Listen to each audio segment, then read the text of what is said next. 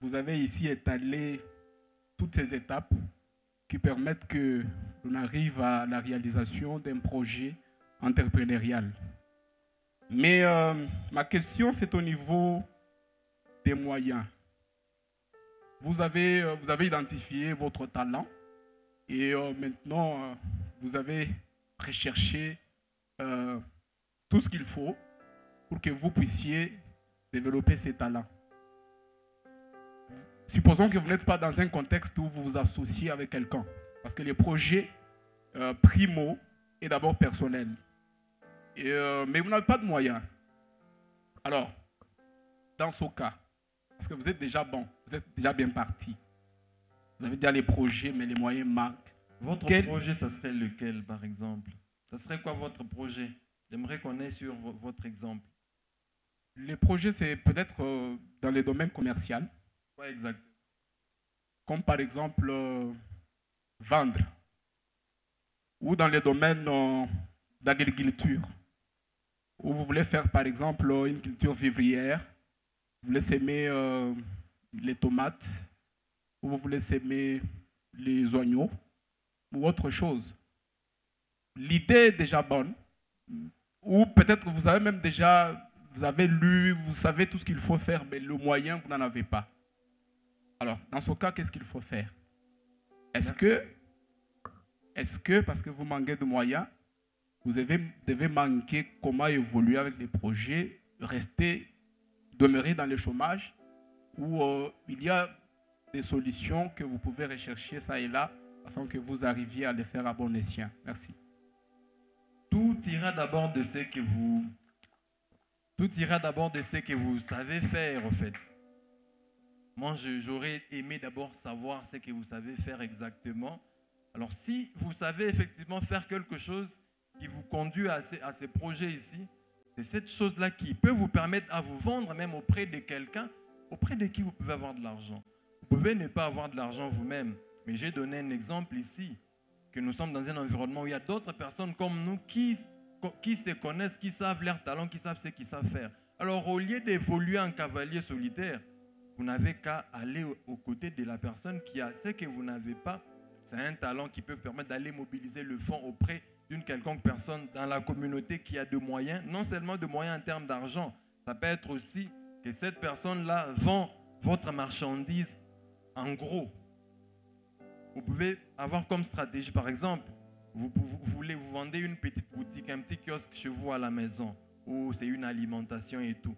Alors, le talent que vous avez et votre capacité à convaincre peut vous permettre d'aller auprès d'un commerçant à Bakwadien qui a un grand conteneur, avoir une entente avec lui, un contrat avec lui pour lui dire que voilà, le matin, je commencerai à venir ici, je prends 5 paquets de biscuits, je prends 5 boîtes de sardines, je rentre avec chez moi, je les vends, et le soir, je viens, je te ramène ton argent avec des bénéfices. Vous vous entendez? Ça, vous utilisez les capacités que vous avez pour avoir ce que vous n'avez pas. Ça, c'est un peu vraiment la réponse primaire que je peux donner à votre question. Mais si on doit aller dans le cadre spécifique où c'est un grand projet, il y a toujours moyen d'élever des fonds auprès des membres des familles, auprès de proches, pour pouvoir commencer. Avant de penser lever des fonds comme on les pense toujours auprès des grandes institutions, les banques et les autres acteurs qui accompagnent ou qui financent. On peut prendre une dernière question.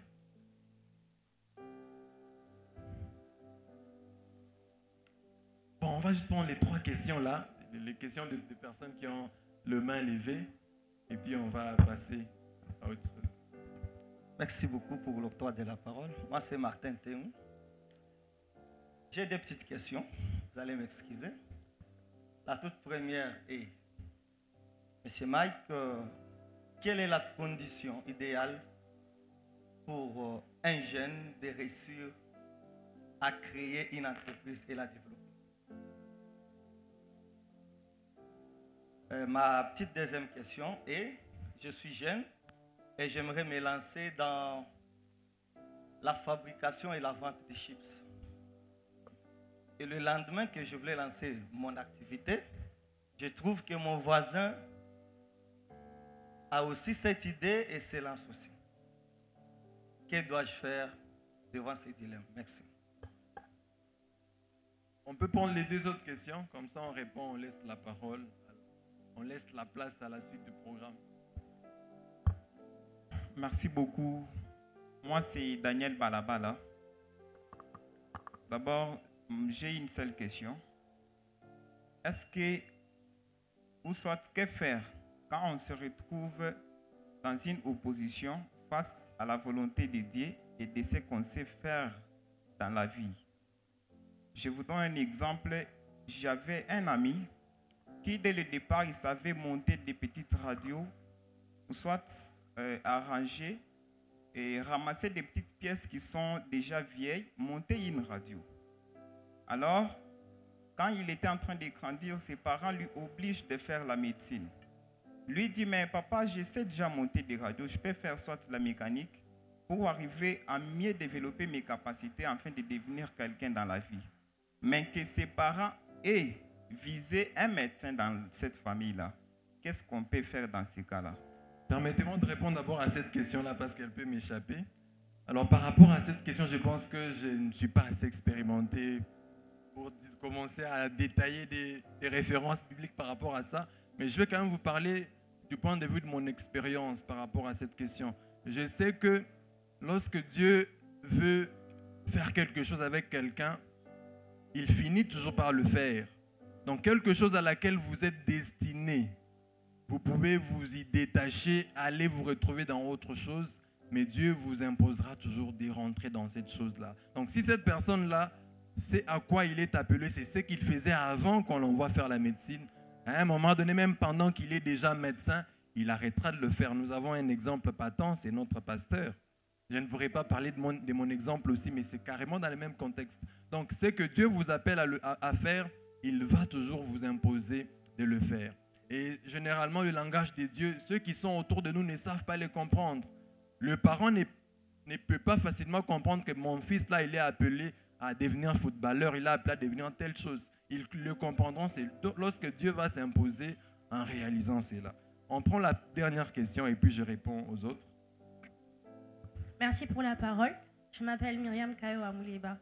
Je voulais savoir, bien sûr, dans le monde du commerce, il y a une concurrence, si je peux dire ça comme ça. Je peux trouver quelqu'un qui vend aussi des vêtements. Alors, comment faire? Est-ce que vous pouvez me donner des techniques pour pouvoir se distinguer des autres vendeurs? Merci. Merci beaucoup pour cette très belle question, la dernière. Par rapport aux questions de Martin, Martin demande quelles sont les conditions qui permettent de créer une entreprise qui réussit. Alors je pense que c'est la première question. Je pense qu'on en parlera plus à la dernière séance. Mais je pense que si vous suivez très bien les différentes étapes par lesquelles nous sommes en train de passer ici, c'est un premier facteur qui vous permet de réussir. Si vous mettez en place une activité dont vous avez des dispositions, des prédispositions, dont vous avez des talents, des capacités, et que cette activité-là, vous avez identifié pour cette activité un vrai besoin autour de vous et que votre solution répond réellement à un problème autour de vous et que ça prend en compte tout ce qu'il y a comme caractéristique de votre environnement, je pense que vous réussirez votre entreprise. Vous échouerez plutôt si vous vous levez aujourd'hui avec votre idée, sans poser la question à votre environnement, sans poser la question à ce qu'il y a comme problème autour de vous, vous venez imposer cette idée-là dans votre communauté. Il peut se faire que l'idée soit très bonne, mais qu'elle ne soit pas consommée. Je pense qu'on parlera de ça largement à la dernière séance. Alors, Martin a aussi évoqué la question qui fait que lorsqu'on a le même projet, qu'est-ce qu'on peut faire pour se différencier? On peut avoir la même idée, on peut avoir le même projet, mais étant donné que le projet de tout un chacun dépend toujours du premier élément qu'on a cité ici, il y aura toujours une démarcation.